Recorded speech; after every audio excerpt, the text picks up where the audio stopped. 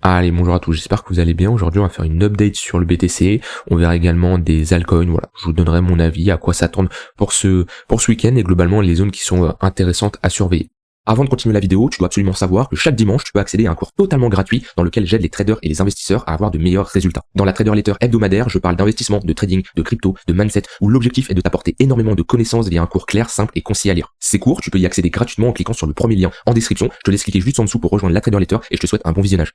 Alors sur le BTC, j'aime pas ce qu'on fait sur du court terme, le fait de s'être fait rejeter ici dans nos zones de rechargement de short. Alors ici il y avait vraiment tout pour chercher, c'était une bonne zone de localisation pour chercher des shorts, zone de rechargement de short, déséquilibre de marché, plus zone de support qui est devenue maintenant une zone de résistance vu qu'on l'a cassé. Il y avait des probas quand même de se faire rejeter sur ce niveau-là. En tout cas, ça nous montre comme quoi les vendeurs qui ont instauré cette zone de distribution, ils maintiennent tout simplement des sommets de plus en plus bas.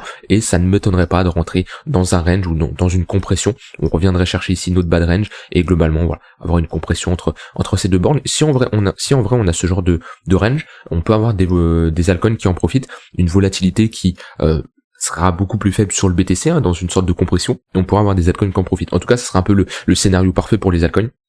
En tout cas, pour le moment, on fait une mauvaise journée, vu qu'on se fait rejeter, ou comme je dis, c'était une bonne zone pour chercher à short. On a eu Jérôme Powell, on a eu les taux d'intérêt qui restent fixes. Donc pour le moment, tant que les taux d'intérêt pour moi restent fixes, on peut s'attendre à un marché qui continue à être en hausse. Voilà, pour le moment, on n'a pas spécialement de signal de retournement du marché, donc ça c'est encourageant pour moi d'un point de vue fondamental, d'un point de vue économie en général. Pour moi, il a rien dit de mal, Jérôme Powell. Donc pour moi, le marché peut continuer à hausser. Par contre, quand on commencera à potentiellement avoir une baisse des taux d'intérêt, faudra se méfier comment le marché pourrait réagir. Parce que pour le moment, c'est pricé. Pourquoi le marché monte? Parce qu'on sait que dans les prochains mois, les taux d'intérêt vont potentiellement baisser. Ok, donc on price, c'est tout simplement le fait de buy the rumor, d'accord, et sell the news. C'est quelque chose de classique. On achète la rumeur. La rumeur, c'est quoi? C'est que les taux d'intérêt vont baisser dans les prochains mois.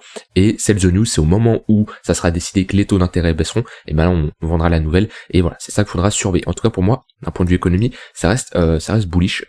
Alors maintenant, voilà, attention aux finances traditionnelles, on est proche des ATH quand même, on est sur des zones de résistance, mais pour moi pas spécialement de signaux de retournement encore.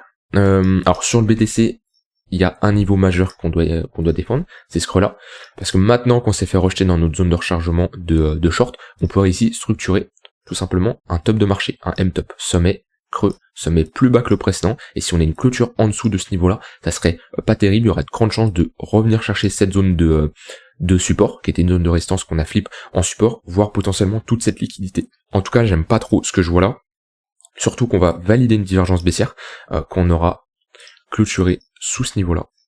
Et on est bien parti. Parce que là, on a un momentum qui est assez bearish quand même. On a un flux qui est assez baissier. Donc voilà, perte du momentum. On se fait rejeter dans la zone de rechargement de short. Il va falloir des acheteurs qui défendent bien ce bad range pour potentiellement rentrer dans un range. Parce que comme je dis, si on clôture sous ce niveau-là, avec une divergence baissière, j'aime pas trop. Dans tous les cas, c'est pas une zone où moi je chercherais à longue actuellement. Bien qu'on est dans une tendance toujours haussière, ok, il n'y a pas de confirmation comme quoi on est dans une inversion de notre dynamique, puisque les creux et les sommets sont de plus en plus hauts. Maintenant, on a un premier signal qui nous montre que, vous savez, dans une tendance haussière, on est avec des creux et des sommets de plus en plus hauts, ok. Ça, c'est notre tendance haussière. Quand on commence à avoir une phase où on fait un creux, un sommet et on se fait rejeter, même si on break pas ce creux-là, mais au moins on se fait rejeter. Donc là, on est là dans ce scénario, on est exactement là. Attention, on est potentiellement soit dans un range, actuellement on est dans un range pour moi, le fait de se faire rejeter dans une tendance haussière comme ça, si le second sommet ne casse pas le précédent sommet, c'est qu'on rentre dans un range tout simplement. Donc là, actuellement on est dans un range, ce range là, faut pas qu'on le passe dans une tendance baissière. Donc j'aurai un biais neutre. Voilà, globalement j'aurai un biais neutre en fonction de ce que le marché me donne, je pourrais changer bien sûr de biais, mais actuellement j'aurai un biais neutre. Ça veut dire que globalement, je peux chercher des shorts comme des longues en fonction de ce que le marché me donne. OK, c'est important d'avoir un biais, essayer de toujours vous déterminer un biais. Un biais ne veut pas dire je rentre spécialement en position. Un biais veut dire OK, pour moi actuellement, c'est plus intéressant de chercher à longue. Pour moi, c'est plus intéressant de chercher à short, mais ça veut pas spécialement dire, vous rentrez en position. Pendant toute cette phase-là, j'avais un biais qui était haussier, ok, et globalement, j'ai eu des opportunités de long, comme il y a des fois, je me suis pas tout simplement positionné. Donc ayez toujours un biais en fonction de ce que le marché vous donne, et quand vous avez un biais neutre comme ça, c'est-à-dire que vous pouvez switch rapidement, mais vous pouvez globalement chercher plutôt des longues, des shorts, on est dans un range, donc on peut chercher des longues le bas de range, short le haut de range, et si on a une cassure de ce niveau-là, chercher globalement un short. Voilà, si on valide cette divergence baissière, si on a une pattern de retournement, cette structure de top de marché, est-ce que prendre ce genre de trade peut être intéressant? Ça peut être un trade assez intéressant avec une zone d'invalidation sous la structure, donc qui est tout simplement notre zone d'invalidation parce qu'on se positionne sur un potentiel top de marché, donc si on break le sommet, et on invalide nos trades puisqu'on n'est plus sur un top de marché, et venir targeter cette zone des 31 000 $, c'est une target réalisable qui pourrait être un niveau. Si on vient chercher cette liquidité, on pourrait tout simplement avoir un long squeeze et rapidement atteindre cette zone des 31 000 $. Pour le moment, on n'en y est pas encore, ok, mais le but c'est de déterminer des scénarios qui sont réalisables où on pourrait rentrer en position. C'est pas au moment où on break, au moment où ça y est tout le monde panique, qu'on se dit qu'est-ce que je fais. Non, on prévoit à l'avance des plans, ok, des plans de trading, et en fonction de ce que le marché nous donne, on s'adapte tout simplement. Pour le moment, comme je l'ai dit, pas de signaux de retournement, absolument pas, mais un premier signe qui nous montre comme quoi on a une faiblesse. Déjà, on avait le premier signe qui était ici, vu que globalement, sur le BTC, on était dans des ranges à chaque fois qu'on cassait à la hausse. Des petits ranges comme ça, hop, on rangeait et on les cassait à la hausse, même limite dans des compressions. Et là, c'est le premier range qu'on casse à la baisse. Donc ça nous montre comme quoi qu'on a des vendeurs qui se montrent, des acheteurs qui sont moins présents, et quand on a un sell-off comme ça, alors c'est un petit sell-off quand même, on est sur un moins 5%, moins 8%, on a une zone d'imbalance avec un momentum baissier, attention, méfiance. Maintenant, les altcoins sont toujours très intéressantes.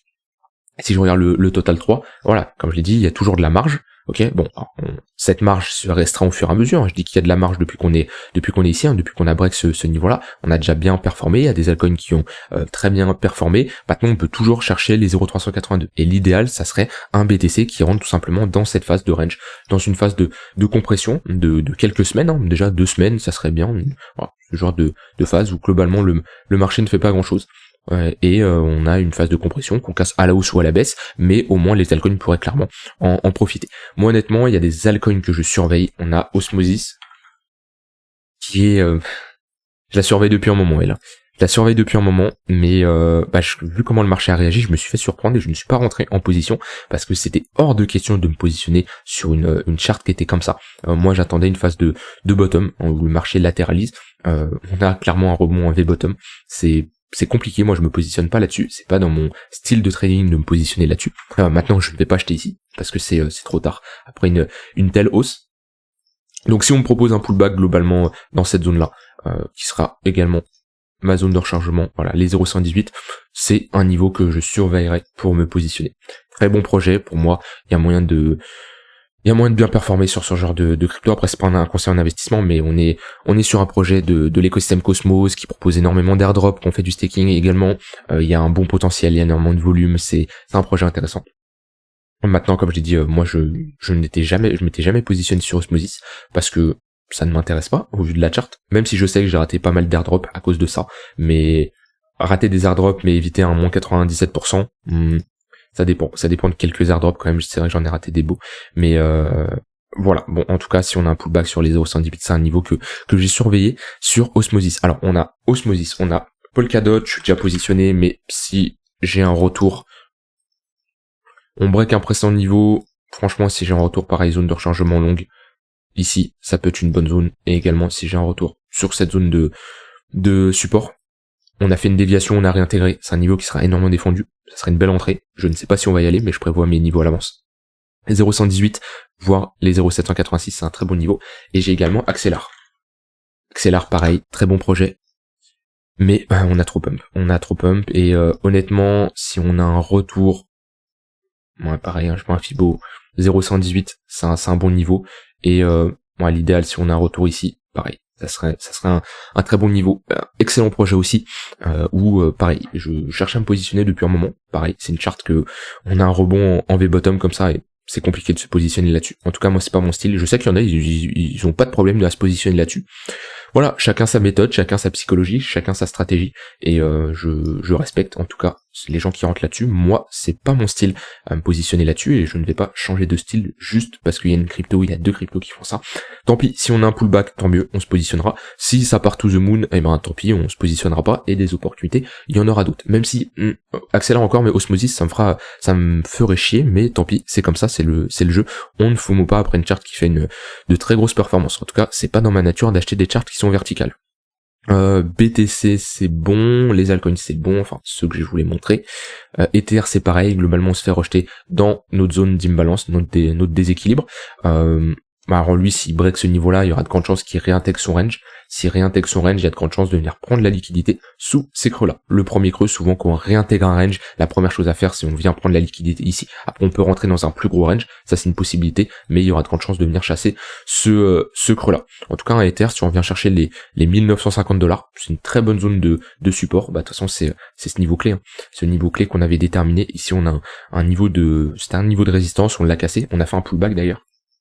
Mais c'est en clôture 2 semaines, c'est un très bon niveau. C'est un pivot clé. Ok, tant qu'on évolue au-dessus de ce niveau-là, il n'y a pas trop à s'inquiéter, on va dire. On est juste sur un retracement. Par contre, si on commence à clôturer en dessous, attention à venir chercher la liquidité ici. Donc voilà, globalement sur Ether, un bon niveau, ça va être les $1950 pour quelqu'un qui cherche à faire du swing, voire de l'investissement long terme. On reviendrait chercher des niveaux assez intéressants si je trace un Fibo. Ouais, globalement, alors, je vais le mettre un peu plus propre que ça. Hop. Ouais, on ne sera plus trop dans notre zone de rechargement longue, mais on n'est pas à grand chose, on va dire. Voilà, d'un point de vue order flow, pas grand chose à dire, bien qu'on a un CVD qui fait toujours des creux plus bas, c'est-à-dire qu'on a quand même pas mal de vendeurs agressifs qui se montrent, pas de hausse de l'open interest. On liquide pas énormément de monde sur cette baisse. Après l'open interest n'était pas non plus excité les derniers jours. On voit que globalement là on a liquidé pas mal de monde et depuis ça reste assez plat. Les gros ordres qui sont en attente, ça j'avais pas vu ça, mais les $38 000 là il y a du monde.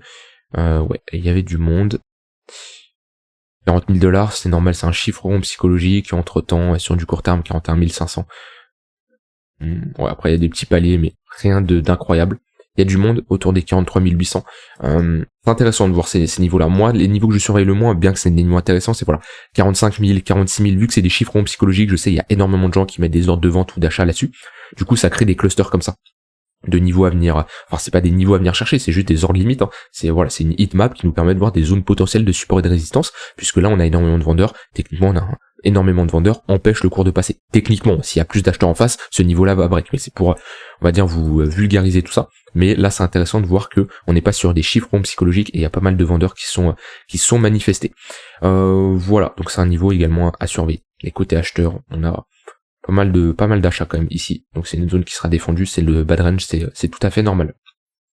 Voilà, donc techniquement, voilà, je m'attends à un week-end pas énormément de volade, ça m'étonnerait pas de retourner chercher notre bad range si je mets un poke. Hop, si je mets un poke ici entre ces deux bornes. Ouais, on est venu chercher notre poke, on consolide dessus. Ça m'étonnerait pas de revenir chercher cette zone-là. On a laissé pas mal de volume. Ouais, c'est un niveau qui pourra faire office de support. Et ouais, sinon il n'y a pas grand chose d'autre. C'est dans ce range-là globalement, c'est un niveau qui pourra faire office de support. Après pareil, si on revient chercher un bad range, ce qu'il faudra surveiller, c'est si on a une chasse et une réintégration, ça peut être une bonne zone pour chercher des longues et viser le milieu de range, voire le haut de range. Alors, ça c'est très intéressant à regarder, c'est quand vous avez une fausse cassure et une réintégration, il peut y avoir souvent une entrée. Mais voilà, avec un risque bien modéré, parce que ça peut être également une respiration du marché avec un pullback pour une continuation à la baisse. Mais voilà, moi j'aime bien ce genre de pattern, on prend la liquidité, on réintègre assez rapidement. Et ça offre un risk reward en général assez intéressant.